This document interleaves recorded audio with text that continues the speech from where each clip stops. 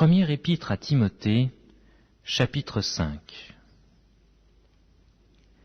Ne réprimande pas rudement le vieillard, mais exhorte-le comme un père. Exhorte les jeunes gens comme des frères, les femmes âgées comme des mères, celles qui sont jeunes comme des sœurs en toute pureté. Honore les veuves, qui sont véritablement veuves.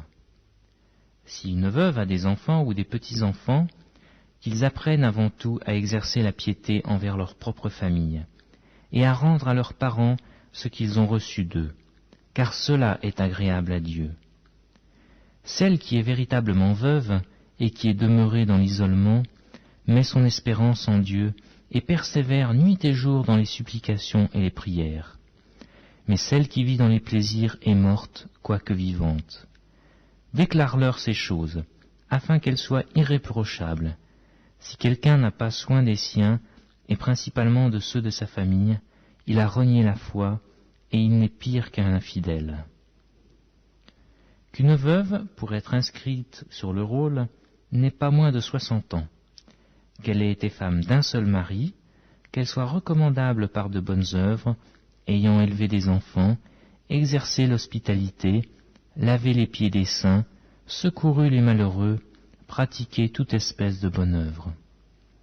Mais refuse les jeunes veuves, car lorsque la volupté les détache de Christ, elles peuvent se marier et se rendre coupables de ce qu'elles violent leur premier engagement.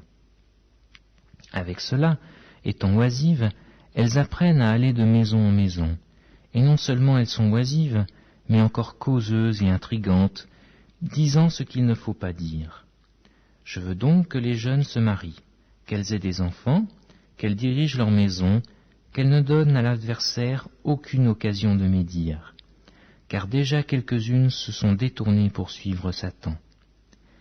Si quelque fidèle, homme ou femme, a des veuves, qu'il les assiste, et que l'Église n'en soit point chargée, afin qu'elle puisse assister celles qui sont véritablement veuves. Que les anciens qui dirigent bien soient jugés dignes d'un double honneur, surtout ceux qui travaillent à la prédication et à l'enseignement, car l'Écriture dit « Tu ne muselleras point le bœuf quand il foule le grain », et l'ouvrier mérite son salaire.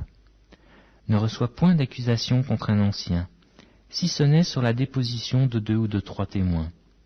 Ceux qui pêchent, reprends-les devant tous, afin que les autres aussi éprouvent de la crainte. Je te conjure devant Dieu, devant Jésus-Christ et devant les anges élus, d'observer ces choses sans prévention, et de ne rien faire par faveur. N'impose les mains à personne avec précipitation, et ne participe pas au péché d'autrui. Toi-même, conserve-toi pur. Ne continue pas à ne boire que de l'eau, mais fais usage d'un peu de vin, à cause de ton estomac, et de tes fréquentes indispositions. Les péchés de certains hommes sont manifestes, même avant qu'on les juge, tandis que chez d'autres, ils se découvrent que dans la suite. De même, les bonnes œuvres sont manifestes, et celles qui ne le sont pas ne peuvent rester cachées.